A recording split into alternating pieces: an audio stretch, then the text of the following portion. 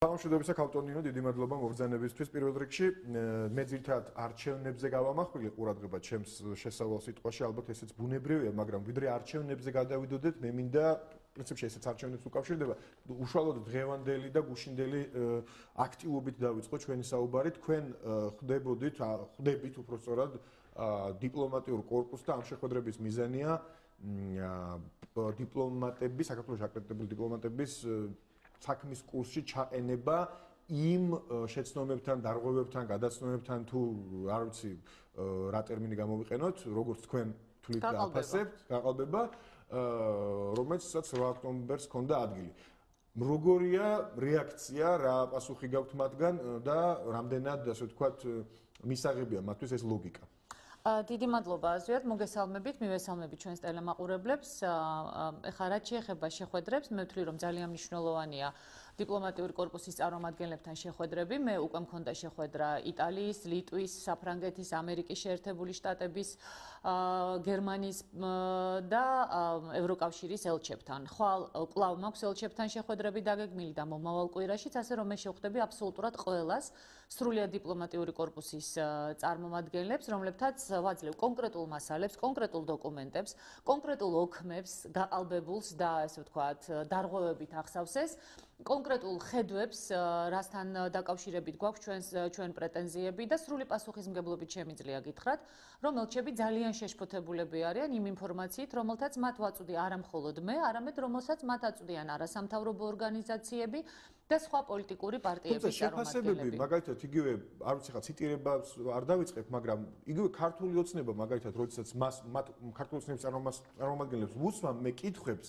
აი ამ პრეტენზიებთან დაკავშირებით, ისინი აცხადებენ, რომ შეუძლებელია შეცდეს ამდენი საერთაშორისო დამკვირვებელი და ექსპერტი, რომელიც აკვირდებოდა ამ არჩევნებს და მათი ანგარიშები, მათი კომენტარები ცალსახად ადასტურებენ, რომ არჩევნები პრინციპში და ძირითადად ჩატარდა. არ არის სწორი და გეტყვით რატომ. ეს არის წინასწარი შეფასება. მოდი ჩვენ დაველოდოთ ოდირის შეფასებას. მე ოდირის ხელმძღვანელ ბატონ კელჩენსკისთანაც მქონდა შეხვედრები და ოდირის წარმომადგენელი ესწრება ჩვენ სასამართლოს ხდომებს და აბსოლუტურად შოკირებულია, იმიტომ რომ ვერაფრით ვერ გაიგო ადამიანმა რატომ ამბობს სასამართლო უარს იმ ოქმების, ასე ვთქვათ, შესწავლაზე, იმ უბნებში ხმების გადათვლაზე, სადაც აშკარად ჩანს, რომ ოქმები არის გაყალბებული, ასე რომ დაველოდოთ იმას, რაც არის ყველაზე მნიშვნელოვანი არჩევნებში და არჩევნების შეფასება ხდება არჩევნების საბოლოო შეჯამებით, როდესაც ოდირი აქვეყნებს დასკვნას, სწორედ ამიტომ არის ძალიან მნიშვნელოვანი ოდირი და გრძელვადიანი დამკვირვებლები და არა მოკლევადიანი დამკვირვებლები, რომლებიც აფასებენ მხოლოდ არჩევნების დღეს. მე დავეთანხმები ხელისუფლებას იმაში, რომ არჩევნების დღე ნამდვილად პოზიტიურად არის ძირითადად შეფასებული. ეს ეხებოდა წინასაარჩევნო გარემოს დროს არსებულ სიმშვიდეს, რომელიც ნამდვილად იყო და ამას ყველა ვაღიარებთ. ეს ეხებოდა არჩევნების დღეს ორგანიზებას, არჩევნების ჩატარების და გამონაკლისი 2-3 უბნის გარდა სიმშვიდეს არჩევნების დღის განმავლობაში. ამაზე არის პირველადი დასკვნები გაკეთებული და მოდით ნუ შეიყვანენ შეცდომაში საზოგადოებას. ეხლა რაც შეეხება სიმშვიდეს არჩევნების დღეს, მე დღეს ხუმრობით ერთ-ერთ ელჩს, რომელიც, ასე ვთქვათ, საკმაოდ გამოცდილია და პოსტსაბჭოთა სივრცეში არის ნამუშევარი და გამოცდილება აქვს, შევახსენე, რომ ხა მე არც ისე პატარა ვარ, რომ არ მახსოვდეს საბჭოთა კავშირის დროს ჩატარებული არჩევნები. არჩევნები იყო აბსოლუტურად მშვიდგარემოში ტარდებოდა ხოლმე. წინასაარჩევნო პერიოდიც იყო აბსოლუტურად, ასე ვთქვათ, მშვიდი. არჩევნების დღე იყო სავსე, ესე იგი ყვავილებით. იმედია ეს პირდაპირ შედარება არ არის ან არ ძალიან ახლოს არის, იმიტომ რომ ის რაც გააკეთა სუსმა ბიძინა ივანიშვილის დავალებით, როდესაც წინა დღეს 2-3 დღის განმავლობაში კომბინირება მოხდა ძალიან დიდი ფულის დარიგების და ის რაც დღეს ლარს ემართება ძალიან ბევრი ექსპერტის შეფასებით არის სწორედ იმის შედეგი, რომ ბოლო 1 კვირის განმავლობაში ძალიან დიდი რაოდენობის ასე ვთქვათ, ნაღდი ფული გამოვიდა ბაზარზე და უცებ დაეცა ლარის კურსი.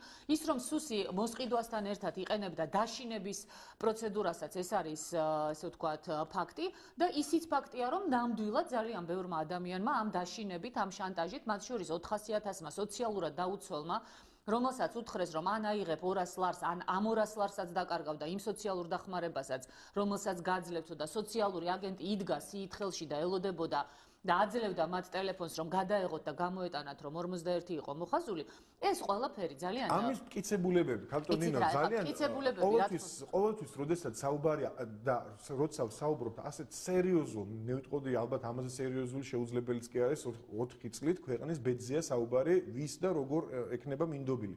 ამ პროცესზე სერიოზული პოლიტიკაში არაფერია, რაც არის საპარლამენტო არჩევნები. ყოველ შემთხვევაში დღეს როცა საპარლამენტო ფაქტობრივად საპარლამენტო რესპუბლიკა გვაქვს. ეს კიდე ცალკე უბედურებაა. მტკიცებულებები, რა მტკიცებულებები გვაქვს? კიდევ ერთი კონტრარგუმენტი, რაც ჩვენ მმართველი პარტიიდან ყოველთვის გვესმის და მე მესმის მათგან, როცა ამ კითხვებს უსვამ, არის რომ ოპოზიცია, ცალკეული პარტიები, მაგალითად, იმიტომ რომ ზოგი პარტია სხვანაირად ლაპარაკობს. ზოგი პარტია საერთოდ, ასე ვთქვათ, დაიშალა, თუ შეიძლება ასე ითქვას. საუბრობენ გაყალბებაზე, მაგრამ სად არის მტკიცებულებები? არა, ტყუილია ეგ არის უსინდისო ტყუილი, ძალიან მწუხვა რომ ასეთ უსინდისობას კადრულობენ ქართული ოცნების წარმომადგენლები, უკაცრავად, მაგრამ 1000 საჩივარია, ფაქტიურად 1000 საჩივარია შეტანილი, როგორც საოლქოებში, ასევე ცენტრალურ საარჩევნო კომისიაში, ასევე სასამართლოებში. ამ 1000-დან 50% დაახლოებით არის არასამთავრობო ორგანიზაციების მიერ შეტანილი, 30% არის ჩვენი საჩივრები, რომლებიც არის აბსოლუტური უმრავლესობა, როგორც მინიმუმ, თუ ყველა არა არგუმენტირებული და არის 20% სხვა პოლიტიკური ორგანიზაციების. ეხლა მაინც უკაცრავად თუ მტკიცებულებები გნებავთ ზვიად, აი დღეს მე ვუყურებდი პირველ არხზე. ანუ საზოგადოებასაც აინტერესებს მე თქვენ კი არ ვეკამათებით ამ შემთხვევაში, ვეკამათები იმ ადამიანებს, ვის აზრსაც თქვენ ახმოვანებთ. დღეს იყო მტკიცებულება, ხა მეტი მტკიცებულება რა გინდა თეთრი წყაროს რაიონში. პირდაპირ ვიდეო ჩანაწერი არსებობს, კომისიის წევრი როგორ ხაზავს თავისი ხელით ბიულეტენებს, მეორე კომისიის წევრი აწვდის კონვერტს, დებს ამ შემოხაზულ ბიულეტენს კონვერტში, აგდებენ ყუთში და აგრძელებენ ამ საქმიანობას. პირდაპირ მტკიცებულება იყო დღეს ამოღებული ბათილი ბიულეტენი, სადაც ყველა პარტია არის შემოხაზული, მათ შორის 41-იც და ცენტრალურმა საარჩევნო კომისიამ თუ საოლქო კომისიამ ეს ბათილი ბიულეტენი, სადაც ყველა პარტია იყო შემოხაზული, ჩაუთვალა ქართულ ოცნებას ხმად. ჩვენ გვაქვს ოქმები, სადაც პირდაპირ, აი მაგალითად ეს არის ოზურგეთის მაგალითი, სადაც ჩვენი 48 ხმა მიკუთვნებული იყო სხვა პარტიისათვის. ამოვიღეთ ეს ბიულეტენები, იყო ჩაღა იქ ჩვენმა წარმომადგენელმა, არ იყო გაყიდული. ამოიღო იმ პარტიის დასტიდან ეს 48 ბიულეტენი, ჩანდა რომ შემოხაზულია მესამე ნომერი დემოკრატიული მოძრაობა, გააფორმეს ოქმი, გადმოაწყვეს ჩვენს დასტაში და საბოლოო ოქმში ეს 48 ხმა მაინც არ აღმოჩნდა ჩვენს ხმებს შორის. არის ოქმი, სადაც 177 ხმა გვაქვს მიღებული ზვიად. მერე არის დაწერილი, ესე ვთქვათ, შესწორების ოქმი, რომ უკაცრავად შეგვეშალაო, ეთყობა ერბევრად 177 ხმა ჩვენთვის იმ უბანზე, გადააკეთეს 28 ხმად და 177 ხმის ნაცვლად დაგვიწერეს 28 ხმა. ეს ყველაფერი დოკუმენტურად არსებობს. არსებობს ოქმები, სადაც მითითებულია, რომ 100% იყო გამოცხადება, 101% იყო, 100% იყო.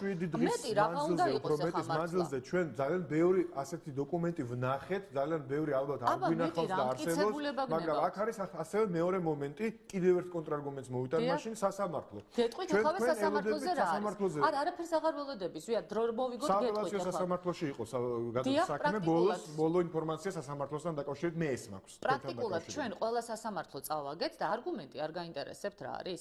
ყველა გაყალბებულ ოქმთან დაკავშირებით არის დაწერილი ახსნა განმარტებითი ბარათი, აი არის შესწორების, ეგრეთ წოდებული შესწორების ოქმი, სადაც კომისია აღიარებს, რომ ოქმი ნამდვილად არის დაუბალანსებელი, ოქმში არის შეცდომები და უზუსტობები დაშვებული, რომ ოქმში არის გადასწორება, არასწორად მითითებული ხმების რაოდენობა. და ისევე როგორც 26 მაისს ყველა ჩვენი ესე ვთქვათ პარტიის აქტივისტი, რომელიც დააკავეს ეგრეთ წოდებული პოლიციელისათვის წინააღმდეგობის გაწევის გამო, ყველა მათგანის მიმართ პოლიციელების ჩვენებაში იყო ერთი და იგივე, თითქოს აი გადმოკოპირებული ჩვენება, რომ მას წინააღმდეგობა გაუწიეს პოლიციას, შემოახიეს პერანგი და მეოთხე ღილთან იყო ყველა პოლიციელის პერანგი გახეული. ხა ნამდვილად არ გვივარჯიშებია ხა ჩვენი პარტიის აქტივისტები, რომ მაინდა-მაინც მეოთხე ღილთან გაეხიათ პოლიციელების პერანგი. ხო, ხა მეორესთან და მეხუთესთან შეიძლება რამდენიმე გახეულიყო, არა?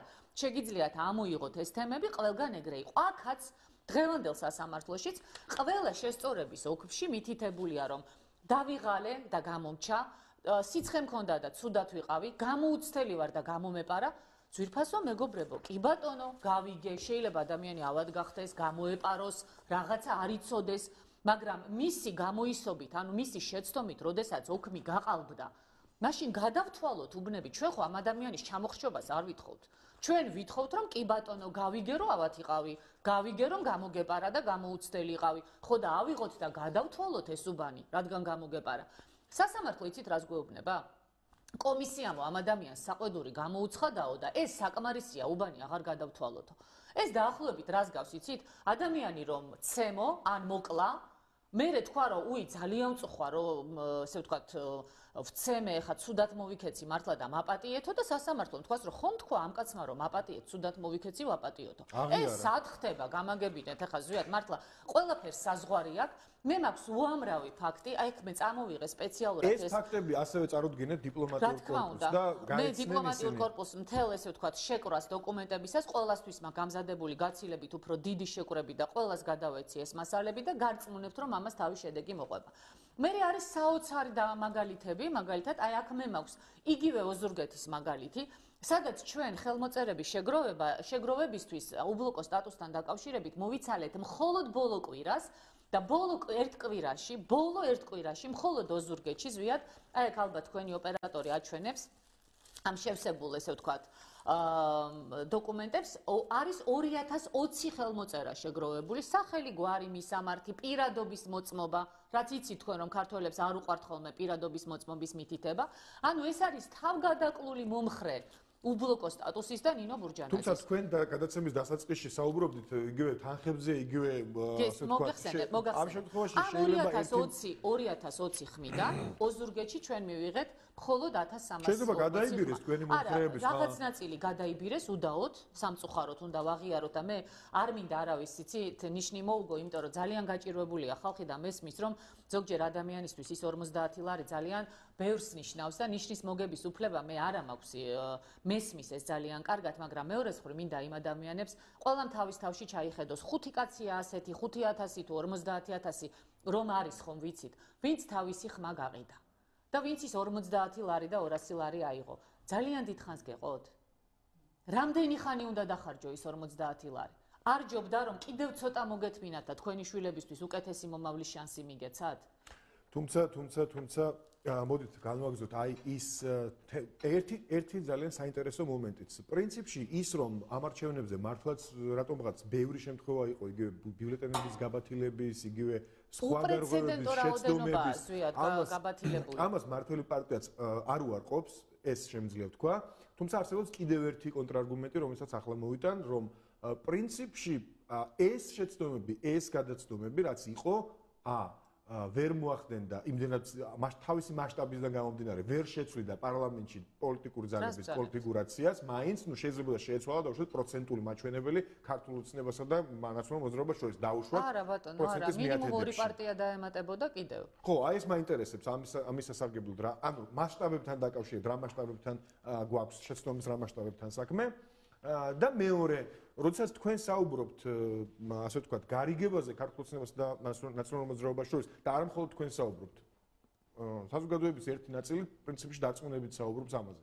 მეტი ამალაპარაკდება, როცა ყველა ცხვირში მოგხვდება ერთად მაგათი გარიგების შედეგად. როგორ მოხდა ამ შემთხვევაში, რომ პრინციპში ერთ პარტიას მაინც გამოუვიდა ამ ჩაკეტილი წრის თუ გარიგების გარღვევა და მოხვდა პარლამენტში? ვიზე ამბობთ? პატრიოტთა ალიანსი მაგალითად. კარგით, ახლა დამცინით მართლა თუ რა ხდება? პატრიოტთა ალიანსს ჩვენ ხედავდით 3 დღის განმავლობაში, როგორ ათამაშებდა ქართული ოცნება. ხო, აი ციფრებთან დაკავშირებით ხედავთ. ჩამოუწევდა 200 ხმას, ხან აუწევდა და მე ერთი რამეც მინდა ზვიად გითხრათ, იცით?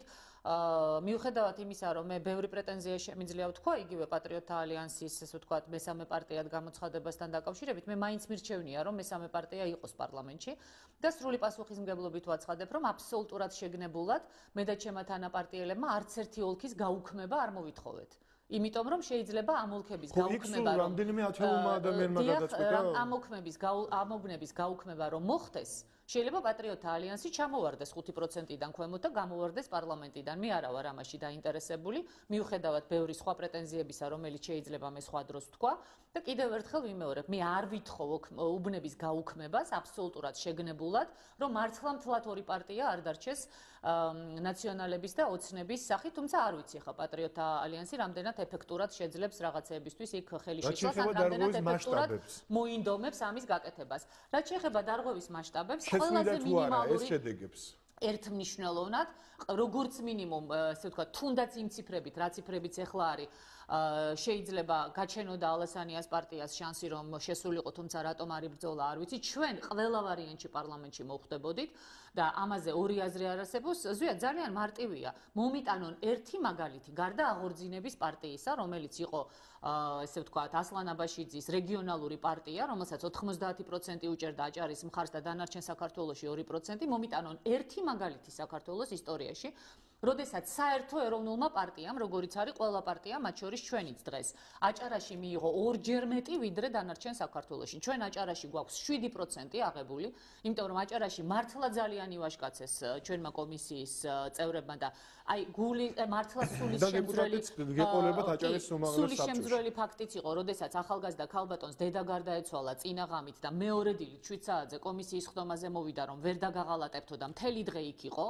აი მე ზარმაზარი მადლობა მინდა ამ ქალბატონს ვუთხრა და ივაშკაცეს აჭარლებმა და 7% გვაქვს აჭარაში. როგორ დანარჩენ საქართველოში ორჯერ ნაკლები ხალხი გვიჭერს, ხა? ეს კითხვა მე დავუსვს ფათაშორის მმართველი პარტიის წარმომადგენლებს და ექსპერტებსაც და აი ესეთი პასუხი მოვისმინე რომ ხდება ხოლმე ხანდახან მაგალითად ლეიბორისტულ პარტიას ხშირად თითქმის 100%-ამდე ქონდა ერთ კონკრეტულ რეგიონში და დანარჩენ საქართველოში. მხოლოდ დუშენში არა, ეს არ არის ერთი კონკრეტული რეგიონი, ეს არის ერთი რაიონი, საიდანაც არის შალვა ნათელაშვილი და გასაგებია რომ მას მისი თანასოფლელები და თანარაიონელები მხარს უჭერენ, მაგრამ ნინო ბურჯანაძე არ არის აჭარელი და აჭარა ამ შემთხვევაში სრულიად განსხვავებული. ხა, იცით რა, მე რა უნდა ველაპარაკო ხა ქართული ოცნების წარმომადგენლებს. ერთ რამესაც გეტყვით ზუსტად ხა, მეც ვიყავი ხელისუფლებაში და ვიცი რომ ძალიან ბევრი რამ ხშირად ხდებოდა ჩემს ზურგს უკან და მართლა გულწრფელად ვამბობდი ხოლმე ხანდახან რაღაცას რისიც მჯეროდა, ოღონდ აღმოჩნდა რომ მე უბრალოდ ინფორმირებული არ ვიყავი. მე დარწმუნებული ვარ რომ ძალიან ბევრი ადამიანი ვინც დღეს ქართული ოცნების სახელით ლაპარაკობს, მართლა დარწმუნებულია რომ შედეგები ასეთი იყო და გადასარევი არჩევნები ჩაატარეს. მე დარწმუნებული ვარ რომ ბევრი ადამიანი რომელიც ესე ვთქვა ძალიან გულუბრყვილო სახით დგას, მართლა ასე ფიქრობს, მაგრამ ბიძინა ივანიშვილმა ხო ზუსტად იცის რა გააკეთა. ბიძინა ივანიშვილმა ხომ ზუსტად იცის რომ ხელი ჩაყო ურნაში და ამოგვაცალა ის ხმები რომელიც ჩვენ გვეკუთვნოდა და გადააწყო ნაციონალური მოძრაობის და ქართული ოცნების ყუთებში და ესე ვთქვათ გაბათილებული ბიულეტენების ესე ვთქვათ დასტაში. კაი, თუ მაინდა-მაინც ბიძინამ არ გააკეთა პირადად ეს გააკეთა სუსმა ბიძინა ივანიშვილის პირდაპირი დავალებით. რატომ? იმიტომ რომ ბიძინა ივანიშვილს არ ჭირდება თავის გვერდით თუნდაც იმ სივრცეში, სადაც ის არსებობს, ამ შემთხვევაში პოლიტიკურ სივრცეში, დამოუკიდებელი მოაზროვნე და ისეთი ადამიანი, რომელიც მის შეკამათებას გაბედავს. ერთი ადამიანი დამისახელეთ მის გვერდით და მის ახლო სივრცეში, თუნდაც ოპოზიციის სახით, რომელიც მან იგუა, ვინც მას შეეკამათება. მან ვერ იგუა ვერც დათო უსუფაშვილი, რომელიც არ დაეთანხმა მის ძალიან უღირს წინადადებას, რომ მიატოვე შენი პარტია და ჩემთან წამოდიო და დასაჯა უსუფაშვილის საგანგებოდ, როდესაც ბრძანება იყო გაცემული, რომ უსუფაშვილი მეოთხე ადგილს იქეთ ვერ უნდა გადმოსულიყო საბურთალოზე და ნამდვილად ვიტყვი იმას, რომ ეხა თუ ვინმე არის პოლიტიკოსი, მეორე საკითხია, რომ მე რესპუბლიკური პარტია თვალით არ დამენახოება, ისევე როგორც ძალიან ბევრს საქართველოში. მაგრამ ის რომ უსუფაშვილი პოლიტიკოსია და არ უნდა დასაჯო საგანგებო დავალებით, ეს ერთნიშნულოვანია აბსოლუტურად. ის რომ არ უნდა გეშინოდეს. თქვენ რომ უსუფაშვილი დაისაჯა იმ უარის გამო, რაც დარწმუნებული ვარ ამაში, ისევე როგორც ალასანია დაისაჯა იმის გამო, რის გამოც დაისაჯა, არ აქვს მაგას მნიშვნელობა, ალასანიას დაუშალეს პარტია. ის განცხადება, რომელიც ბიძინა ივანიშვილმა გააკეთა არჩევნებამდე რამდენიმე დღით ადრე, რომ თქვენ კარგი ბიჭები ხართ აქ ალასანიასთან ვინც ხართ, მაგრამ ალასანია არ არის კარგიო და თქვენთან ვითანამშრომლობთ, ჯერითი ეს იყო უღირსი განცხადება, როდესაც ამას ეუბნები. თუმცა ბიძინა ივანიშვილმა ისიც განაცხადა, რომ ალასანიას პარტიას უჩნდება მეორე ადგილის შანსი. ეს იყო თამაში, აბსოლუტური თამაში, რომელიც შემიძლია გითხრათ, მაგრამ განცხადება, როდესაც მიმართავ ალასანიას ბავშვობის მეგობრებს და ეუბნები, რომ ის კარგი ბიჭი არ არის, თქვენ ხართ კარგი ბიჭიო და მე თავაზობ მათ სამსახურში დასაქმებას და იმედი მაქვს, რომ ეს ახალგაზრდები არ მიიღებენ ამ დასაქმებას და ცოტა მეთაუმოყვარეობას გამოიჩენენ. ეს ძალიან უღირსი საქციელია და ეს არის მცდელობა, რომ მთელი ქართული პოლიტიკური სპექტრი იყიდო და ჯიბეში ჩაიდო. ან გაანადგურო ის, ვისაც ვერ ყიდულობთ. ამ შემთხვევაში ბურჯანაძეს ვერავინ ვერ იყიდის ზვიად. გამორიცხულია, არ არსებობს, არ დაბეჭდილა ჯერ მსოფლიოში იმ რაოდენობის ფული და ვერც ვერასოდეს ვერ დაიბეჭდება, რომელიც ჩემს ყიდვას შეძლებს. ეს შემიძლია ერთმნიშვნელოვნად გითხრათ და ვერც ვერავინ ვერ გამტეხავს. შეიძლება წავაგო, შეიძლება რაღაც მომენტში დაუმარცხდე, მაგრამ ნურავის ექნება იმისი ილუზია, რომ ვინმეს მივცემ იმის უფლებას, რომ საქართველოს ჯიბეში ჩაიდოს და საქართველოს გაახადოს აღებ მიცემობის და მართლა კიკუთ გადააქციოს ნახევარი საქართველოს. ძალიან სერიოზული ბრალდებებია ქალბატონ ნინო, უკვე უშუალოდ ბიძინა ივანიშვილის მისამართითაც და მე ამ ბრალდებით მინდა განვაგრძო. ირაკლი კობახიძეს დავაბრალო რამე თუ ესე ვთქვათ, მანენა კობახიძეს თუ ვინც არის განკარგავი ამის იმას ვაბრალებ. მე არ გედავებით, უბრალოდ მინდა ამ თემიდან ბუნებრივად განვაგრძო საუბარი მეორე ტურში. ნუ აჭარაში გასაგებია, აჭარაში 4 პოლიტიკური ძალა მოხდა საკანონმდებლო ორგანოში და მთლიან საქართველოში გასაგებია როგორც მოხდა. მეორე ტურში უშუალოდ თქვენი წარმომადგენლები მონაწილეობას არ მიიღებენ, მაგრამ ამარჩევნებმა არ მიიღებენ კი არა, ვერ მიიღებენ, იმიტომ რომ არსად არ მოგცეს იმის საშუალება, რომ მეორე ტურამდე მისულიყავ. თუნდაც ამარჩევნებმა აშვენა ის, რომ ნინო ბურჯანაძეს ყავს თავისი ამორჩეველი და ამ ამორჩეველმა შეიძლება გავლენა იქონიოს მეორე ტურზე. თქვენ გაიმიჯნეთ რა, ვიდრე მაგას ხა მეორე ტურზე გამახსენდა. აი უბრალოდ მე მინდა ამ მომრჩეველს ვკითხო. მე ვიცი სუსმა როგორ იმუშავა და ჩვენ სამწუხაროდ არ აგვაქვს რა თქმა უნდა დრო რომ დეტალებზე ვილაპარაკოთ, მაგრამ ყველა იცნობს დიმიტრი ლორთქიფანიძეს, რომელიც არის ჩვენი პარტიის მეორე ნომერი და რომელიც იყო ჩვენი თბილისის მერობის კანდიდატი 2014 წლის ადგილობრივი თვითმმართველობის არჩევნებზე. დიმიტრი ლორთქიფანიძემ ადგილობრივი თვითმმართველობის არჩევნებში აიღო 13%. დღეს დიმიტრი ლორთქიფანიძე იყო ნაძალადევის რაიონის მაჟორიტარი, იმ რაიონის, სადაც მას ძალიან ბევრი მხარდამჭერი ყავს, თუნდაც მისი უფლებადაცვითი მუშაობიდან გამომდინარე, იცით ხა თქვენი გარკვეული სპეციფიკა. თქვენ შეგიძლიათ მეგობრებო დაიჯეროთ, რომ ადამიანი, რომელსაც აქვს ავტორიტეტი ქვეყანაში, რომელსაც ყავს 8 შვილი, ყავს კარგი ოჯახი, რომელიც მთელი ამ ხნის განმავლობაში აქტიურად იბრძოდა, რომელსაც 13% ჰქონდა ადგილობრივი თვითმმართველობის არჩევნების დროს, 2% იღებს ნაძალადევის რაიონში და მეოთხე თუ მეხუთე ადგილზე გადის და იგივე ისნის ჩვენი არაჩვეულებრივი ქალბატონი, ოღონდ ადამიანი, რომელიც მართლა ენთუზიაზმით ჩვენ ვთხოვეთ და დადგა მაჟორიტარობის კანდიდატად, იმიტომ რომ არ ყავდა კანდიდატი და ძალიან ღირსეული შტაბის უფროსი არის ეს ქალბატონი და დაგვთანხმდა რომ მაჟორიტარობისთვისაც ებრძოლა, მაგრამ პრაქტიკულად იბრძოდა პარტიისთვის და არა მაჟორიტარობისთვის. ვინაიდან სუსმა იცოდა რომ ის არ იყო იმდენად ესე ვთქვათ აქტიურად ჩართული, არ იყო ცნობილი სახე და ასე შემდეგ, შეეძლოთ მშვიდად ყოფილიყვნენ, რომ ნამდვილად ვერ გავიდოდა მეორე ტურში. ეს ქალბატონი გადის მესამე ადგილზე და დიმიტრი ლორთქიფანიძე, რომელმაც 1 წლის წინ 13% მიიღო, გადის მეხუთე ადგილზე? და ასეთი მაგალითები ზუსტად არის ძალიან ბევრი. ერთი რამე შემიძლია მეგობრებო გითხრათ. თუ სუსმა ასე დალაგებულად, ასე მონდომებულად და ასე ეფექტურად იმუშავა ქვეყნის ინტერესების სადარაჯოზე, როგორც იმუშავა ეხა ბიძინას დავალებით არჩევნების გაყალბებაზე, ნუ ჯანდაბას ჩვენი თავი, ნუ ვიქნებით პარლამენტში, შეიძლება ცოტათი რამე ქვეყანას ეშველოს, მაგრამ ძალიან ეჭვმეპარება, რომ როგორც თავისი სკამების და თანამდებობის გახანგრძლივებისათვის იბრძოლეს, ასე იბრძოლონ ქვეყნის ინტერესებისათვის, იმიტომ რომ მაგალითები არ მაქვს, რომ ქვეყნისთვის ასე თავგამოდებულად ემუშავა. მართლაც შეზღუდულია ჩვენი დრო და მე ძალიან ბევრი კითხვა დამრჩა. მეორე ტური, პრინციპში მთავარი ინტრიგა ახლა რჩება მაინც მეორე ტური და ის თუ რომელი პარტია რა პროპორციით შევა პარლამენტში და აქ განსაკუთრებულ დატვირთვას იძენს იმ პარტიების მხარდამჭერები, რომლებსაც საკმარისად სერიოზული რაოდენობა დაუფიქსირდა თუნდაც ამ არჩევნებით, ამ არჩევნების, მაგრამ ვერ გადალახეს ბარიერი. ერთ-ერთი მათ შორის გაერთიანებული დემოკრატები. თქვენ ბრძანეთ რომ ბოიკოტს უცხადებთ, ემიჯნებით მეორე ტურს. ეს როგორ გავიგოთ? ანუ რას ეუბნებით თქვენ სამომრჩეველს, რომ სულ ერთია ვინ გაიმარჯვებს? არა, სულ ერთი რა თქმა უნდა არ არის. ეს ოცნების ბრალია და ოცნება მოვადრო და ამაზე პასუხს აგებს და პირადად ბიძინა ივანიშვილი, რომ ადამიანები დააყენა 2012 წლის 1 ოქტომბრის შემდეგ ამარჩევანის წინაშე, რომ ნაციონალური მოძრაობა თუ ქართული ოცნება თავიდან ბოლომდე ტყუილი და ბლეფი იყო ის, რომ მიშა ჩამოვა და არ იქახალხო ოცნებას მიეცი.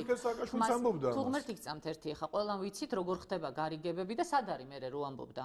არ ვიცით, მატყუ არა და მშიშარა, რისი ჩამომსვლელი იყო მიხეილ სააკაშვილი. ეს იყო ოცნების ამოცანა, მთელი ამ 4 წლის განმავლობაში ოცნებამ ნაციონალური მოძრაობა გადაარჩინა იმიტომ, რომ ამ არჩევნების დროს კვლავ ყოფილიყო არჩევანი ასე.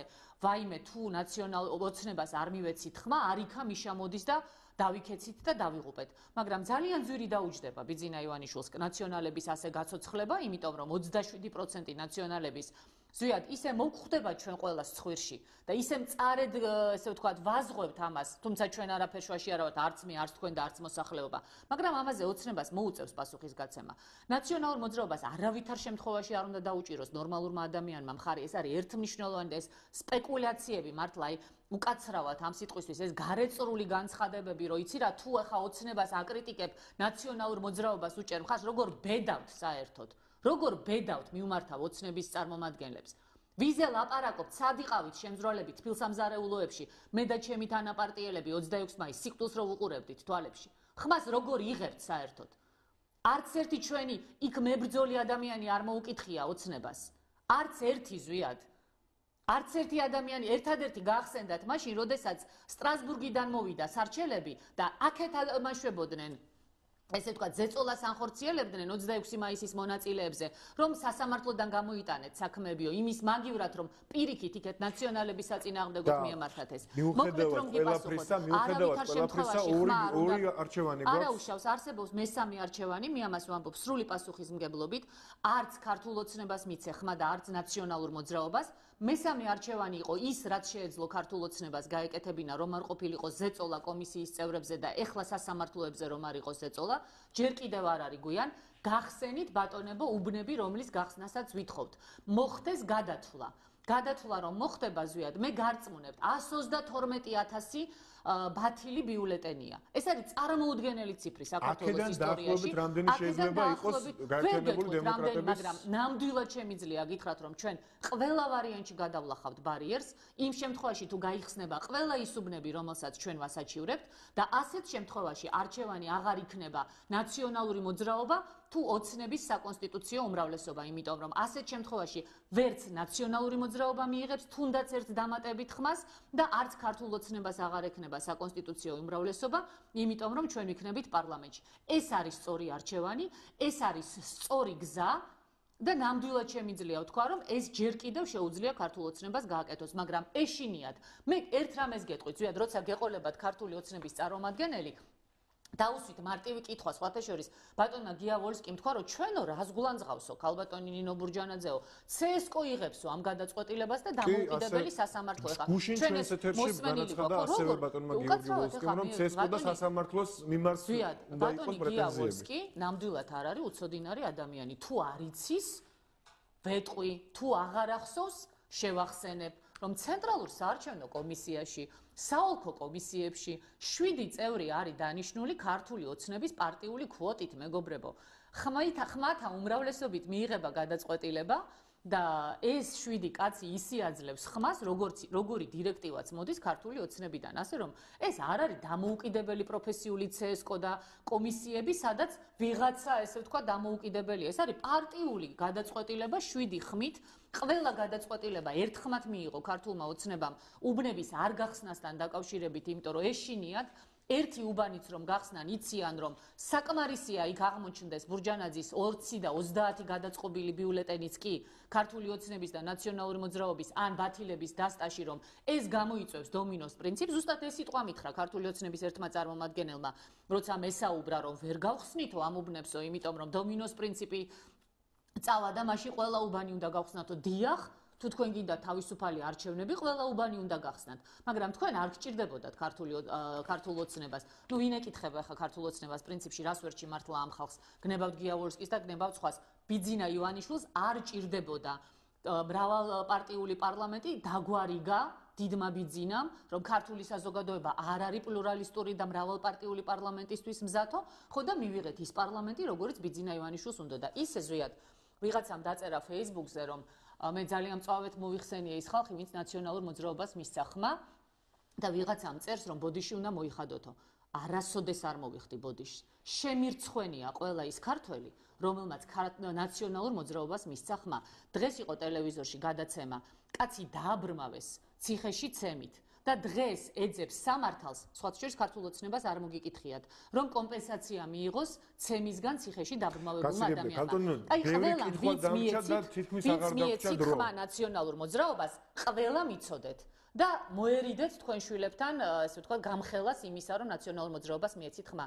ყველას აგაქვთ დღეს უკვე თქვენი წილი დანაშაული იმ ადამიანების წინაშე, ვინც გაუბედურდა ნაციონალური მოძრაობის დროს. თითქმის აღარ დაგვრჩა დრო და დამრჩა ძალიან ბევრი კითხვა, რომელსაც იმედია სხვა დროს დაგისვათ, მათ შორის პარტიის მომავალ სტრატეგიასთან დაკავშირებით, ესეც ერთგვარი ინტრიგაა, იმიტომ რომ რამდენიმე პარტია საერთოდ როგორც ჩანს სხვა ან რაღაც გადაფორმატება მოახდინა ან არ ვიცი ტერმინოლოგია ჯერჯერობით ალბათ უნდა დავაზუსტოთ როგორ რა დავარქვათ ამას ასევე აბაშიძე კარასინის შეხვედრის შეფასება მაგრამ იმედია არა რა უნდა შევაფასოთ აბაშიძე კარასინის ფორმატში არაფერი არ მომხდარა ახალი მოვისმინეთ იმაზე ნაკლები ვიდრე მე ვამბობდი და მე ვლაპარაკობდი მე შეგახსენებთ ერთი სიტყვით ვიტყვი ზუსტად დღეს გამოცხადდა აბაშიძე კარასინის ფორმატის შედეგად რომ სავიზო რეჟიმის გამარტივებაზე დაიწყო საუბარი და ეს არ იქნება გაუქმება. Ამ დროს მე შეგახსენებთ ვლადიმერ პუტინის ინტერვიუს შარშან ზაფხულში, ჩემი ვიზიტის შემდეგ, როდესაც ვლადიმერ პუტინმა განაცხადა, რომ რუსეთი მზად არის გააუქმოს საქართველოსთან სავიზო რეჟიმი. აი, როგორ ამ საუბრის და ასევე სხვა აქტუალური საკითხების შესახებ, რომლებზეც ჩვენ დღეს ვერ მოვასწარეთ საუბარი, მე იმეც ვიტოვებთ, რომ ჩვენ უახლოეს მომავალში ვისაუბრებთ. ამით ამოიწურა ფაქტობრივად ჩვენთვის ამ ეტაპზე გაკუთვნილი რომ დიდი მადლობა მინდა გადაგიხადოთ მე მაყურებელს შევახსენებ რომ დემოკრატიული მოძრაობის ლიდერი ქალბატონ ნინო ბურჯანაძე იყო ჩვენი გადაცემის პირველი ბლოკის სტუმარი როგორ აფასებენ 2016 წლის 8 ოქტომბრის არჩევნებს ის პოლიტიკური ძალები რომლებიც პირველად იღებდნენ საპარლამენტო არჩევნებში მონაწილეობას ამას ჩვენ გადაცემის მეორე ბლოკში რამდენიმე წუთში პოლიტიკური გაერთიანება საქართველოს მშვიდობისთვის ლიდერთან ბატონ დავით თევზაძესთან ერთად გავარკვევთ